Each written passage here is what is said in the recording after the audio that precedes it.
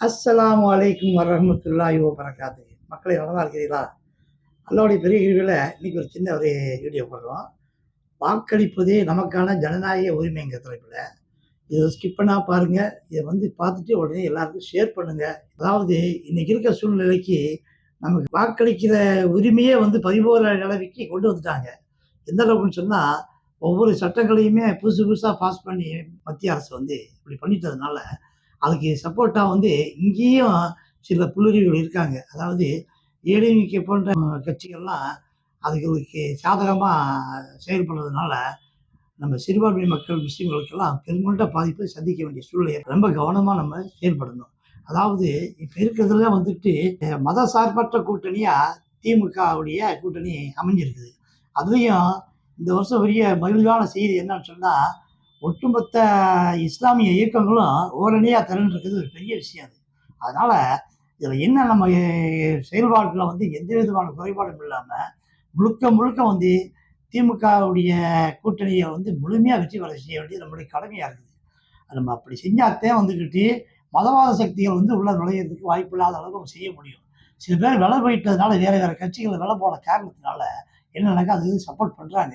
அவங்க சப்போர்ட் பண்ணி எதுவும் ஆக போறதில்ல. ஏன்னு கேட்டா, இது முழுக்க முழுக்க திமுகவுடைய அரசு கடந்த 5 ஆண்டு காலத்திலயும் ரொம்ப சிறப்பா செஞ்சாங்க.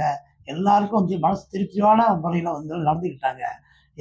யாருக்கும் எந்த விதமான குறைபாடும் சொல்ல முடியாத அளவு இருந்ததுனால, இதையே தொடர்ந்து வர்றது நமக்கு நன்மை நன்மை பயக்கும். அது இல்லாம இப்ப ஒவ்வொரு விஷயங்கள்லயுமே நம்ம ஒற்றுமையா இருக்கும்போது என்ன கிடைக்குதுன்னு சொன்னா, பாருங்க எந்த வருடமும் எந்த எலக்ஷன்லயுமே இந்த மாதிரி நமக்கு இந்த தடவ 13 சீட் நமக்கு கிடைச்சிருக்குது.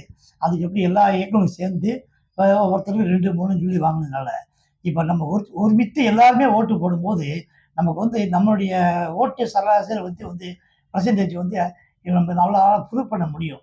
அப்படி நம்ம ப்ரூவ் பண்ணும்போது இப்ப 13 குடுத்தவங்க அடுத்து நம்ம 20 கேட்கலாம், 30 கேட்கலாம். நமக்கு எந்த அளவுக்கு வாங்கி நம்ம முழுமையா அந்தந்த இயக்கங்கள்ல பங்கிட்டு நம்ம இது பண்ணிக்கலாம். எல்லாரும் ஒருமித்த கருத்து போட்டாத்தான் நம்முடைய ஒவ்வொரு கோரிக்கையும் அவங்க நிறைவேத்துவாங்க. இங்கிட்டு பாதி, அங்கிட்டு பாதி இருக்கும்போது என்னன்னு சொன்னாக்கா, இதில பாதிப்பு நமக்கு தான். அதனால நமக்கு நல்லா தெரியுது. திமுக அரசு நமக்கு எந்த விதமான எதுவும் பாதிப்பு இதுவரை ஏற்படுத்தல. எல்லா வகையிலுமே நமக்கு சிறுபான்மை மக்களுக்கு ரொம்ப அனுகூலமா இருக்காங்க.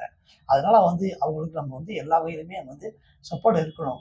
சப்போர்ட்டா இருக்கணும். 2வது நம்ம கோரிக்கைய வலியுறுத்தி கேட்கும்போது, அவங்க செய்யறதுக்கு அவங்க தயாரா இருக்கிற நிலையில இருக்கிறாங்க. அதனால எந்த விதமான குறைபாடும் இல்லாம நம்ம செய்ய வேண்டியது நம்ம கடமையா இருக்குது.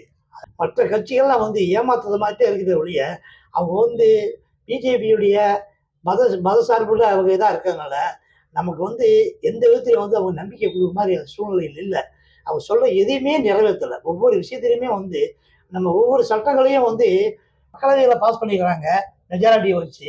மேலவைக்கு வரும்போது நமக்கு சாதகமா இருக்கும்னு நம்ம நினைக்கிற அந்த ஏடிஎம்கே கூட என்ன நினைச்சு, போன தடவ நம்மள ரொம்ப ஏமாத்தி, அவங்களுக்கு சாதகமா போட்டதுனால, இன்னைக்கு இவ்வளவு கஷ்டத்த நம்ம சந்திக்க வேண்டிய சூழ்நிலை வந்துருச்சு. அதனால நீங்க எந்த விதத்திலும் நீங்க பார்க்க வேண்டியதில்ல. நீங்க அதுக்கப்புறமா நம்ம உரிமைய நம்ம நிலைநாட்டணும்னு சொன்னா, நமக்கு எல்லாமே கிடைக்கும்னு சொன்னா, திமுக கூட்டணி ஆதரிக்க தவிர வேற எதுவும் இல்ல. அதனால உங்க பகுதியில திமுக கூட்டணியில எந்த சின்னத்த நிக்கிறாங்கன்னு பார்த்துட்டு, அவங்களுக்கு ஓட்டு போட வேண்டியது நமக்கு கடமையா இருக்குது. எல்லாருக்கும் சொல்லுங்க, இந்த முறை திமுக வெற்றி பெற்றா, முஸ்லிம்களுடைய ஓட்டுல பெரும்பாலான ஓட்டுல வெற்றி பெற்றோங்கிறது அவங்களுக்கு மனசுல படுற அளவுக்கு நம்ம நடக்கணும் இன்ஷா அல்லாஹ். செய்வோமா? அஸ்ஸலாமு அலைக்கும் வரஹ்மத்துல்லாஹி வபரகாத்துஹு.